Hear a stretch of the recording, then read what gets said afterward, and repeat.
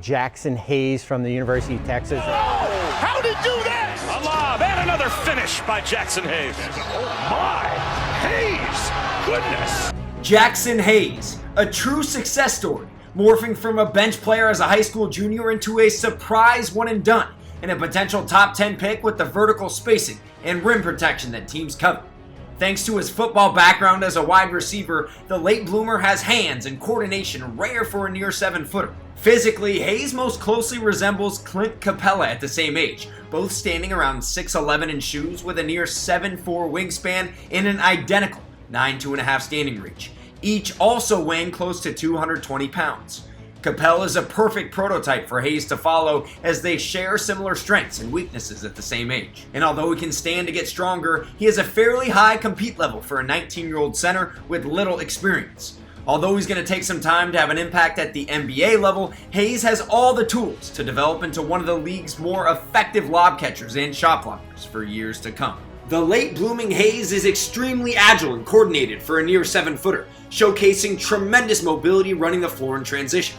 Although Texas ranked only 320th in the country in tempo last season, Hayes was still able to show glimpses of just what it'll look like on an NBA team that likes to get up and down. He changes ends quickly when he's not in a trot and has the leaping ability and hands to hammer home lobs with regularity, leaning on that near 7'4" wingspan and 9'3" standing reach in the process. Hayes' agility stands out on rim attacks as well. While he's not a grab-and-go threat quite yet, you can see just how nimble he is, even with the ball in his hands in the open court. He's fluid enough to attack off short rolls as well.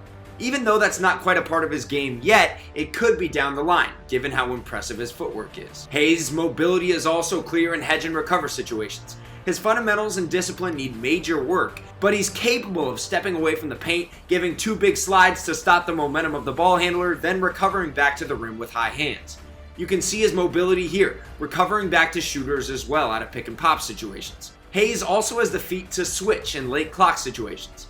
Again, he's a ways away from fully realizing his switch potential as he's extremely foul prone, but the ability is there. This is high level coordination here, cutting off penetration with live, active feet. Once Hayes learns how to defend without fouling, he'll fit right into the modern NBA on the defensive end of the floor. Hayes is top to bottom the best finisher in the draft, leading ESPN's top 100 in true shooting percentage at 75.1% ahead of Zion Williamson. Hayes ranked 6th in the entire NCAA in efficiency at the rim in the half court, converting a ridiculous 77% of his shots. He's at his best in pick and roll, where he scored an impressive 100 points on just 70 possessions, his most used play type.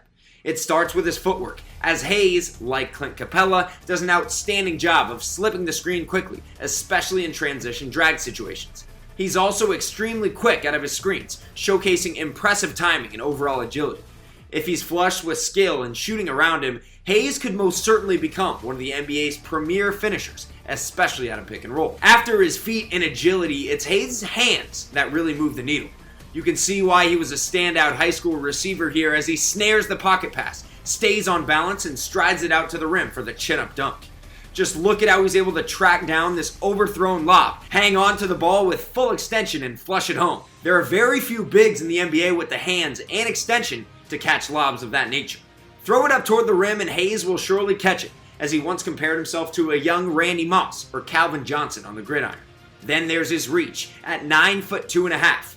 That reach, along with his tremendous hands, allows him to catch lobs from all different angles. Between his agility, his hands, and his elite standing reach, Hayes is far and away the draft's best vertical spacer, a skill which will come to life if playing alongside a high IQ point guard with a spaced floor. On top of the length, hands, and feet, Hayes also has excellent touch around the rim.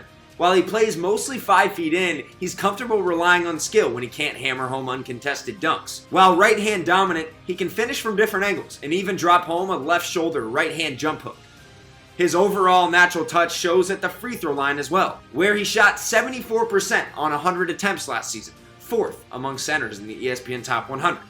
Given his dynamic rolling and the fact that he's likely to live at the free throw line in the NBA, having touch from the charity stripe can't be understated. While he's still a ball of clay defensively, Hayes has natural instincts and timing as a rim protector, with the 5th highest block percentage in ESPN's Top 100. Hayes blocked 3.8 shots per 40 minutes on a Texas team that ranked 26th in the country in defensive efficiency.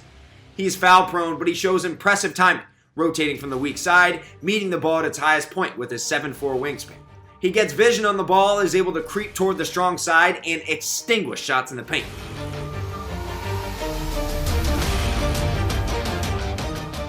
On top of his instincts, Hayes' elite reach is also a factor when the play is right in front of him. He's extremely difficult to shoot over, as Texas ranked in the 92nd percentile on at-rim defense in the half court, limiting opponents to under 50%. Whether it's as the pick-and-roll defender or the primary defender, Hayes has the instincts and timing to eventually develop into one of the league's premier shot blockers. Despite his thin nature, he also shows flashes of the nastiness it takes to anchor a defense at the highest level. Hayes is also an active offensive rebounder thanks to his length, agility, and soft hands. That 9'3" standing reach allows him to go up and snare boards in a crowd, and he regularly reads the ball off the rim, tapping it out to create extra possessions. While he has a lot of room to improve on the defensive glass, he has all the ingredients to be an effective offensive rebounder in the NBA for a long time.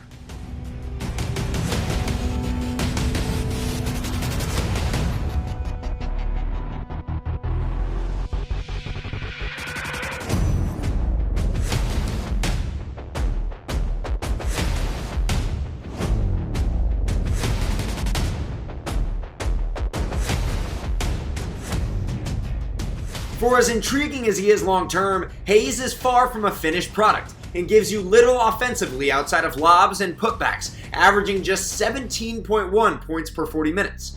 One area where he lacks in comparison to another long-arm Texas one-and-done big like Jarrett Allen is as a passer.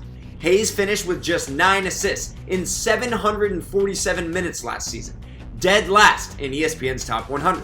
He turned the ball over on 12% of his possessions and doesn't think the game at a high level offensively, struggling to remember sets at times. As you can see here, Hayes just isn't a natural passer out of short rolls, missing open shooters in the corners or failing to execute when he doesn't see the pass. He has problems completing basic dribble handoffs at times as well, resulting in awkward shots in the paint or avoidable turnovers. Athletic rim-running, lob-catching bigs are still extremely attractive if surrounded with shooting, but it's become more of a thinking man's game, and bigs that can pass out of splits or dribble handoffs have been proven extremely effective at the highest levels of the NBA. While the Capela style of big doesn't necessarily need to be a post threat, it's helpful to at least be able to punish a switch with a jump hook or pass out of a double team. Although he has nice touch on his right-hand jump hook, becoming a little bit more comfortable facilitating from the post would be beneficial for Hayes long term. Hayes also led ESPN's top 100 in fouls per 40 minutes and needs to improve his feel and technique setting screens, as he gets called for far too many fouls in these situations. Teams wonder just how long it'll take Hayes physically until he's ready to play consistent minutes against NBA centers, as he's really light in the lower body at just 219 pounds. Although a late bloomer, Hayes is fairly narrow-hipped with a long, lean frame, as opposed to one that figures to fill out naturally. More physically mature bigs regularly buried him in the paint. It wasn't for lack of effort, but Hayes simply didn't have the core strength, especially in the lower body, to keep centers and even some forwards from catching with deep position. Dedrick Lawson and even David McCormack regularly had their way with Hayes, both doing their work early to catch deep in the paint or moving Hayes with pound dribbles after the catch. Because of his light base, Hayes also gets sealed out of shot blocking position, and adding weight to his frame will surely make him a more well-rounded rim protector. Hayes' lack of strength shows up around the rim offensively as well, as he's not quite accustomed to handling contact as a finisher. He's great on semi-contested and uncontested lobs, but when you throw bodies his way, he's not quite physical enough to convert consistently. While not expected to be an offensive threat or a stellar post defender at just 19 years old, the fact that Hayes really had issues defensive rebounding is concerning.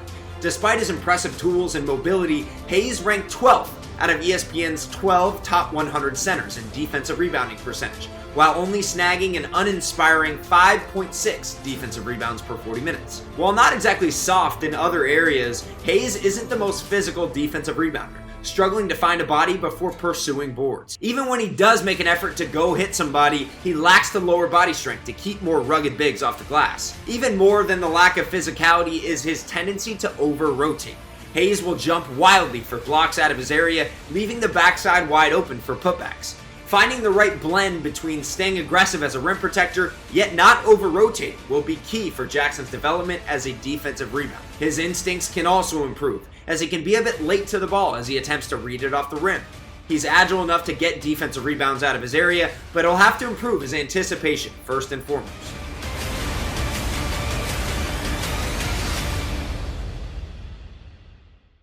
Hayes' foul-prone nature and lack of defensive discipline is a big reason why scouts see him as more of a long-term project than an instant contributor. Despite his positive impact with a 27.6 PER, Hayes was able to log only 23 minutes per night, thanks to his foul rate of 5.7 per 40 minutes, again ranking dead last in ESPN's top 100.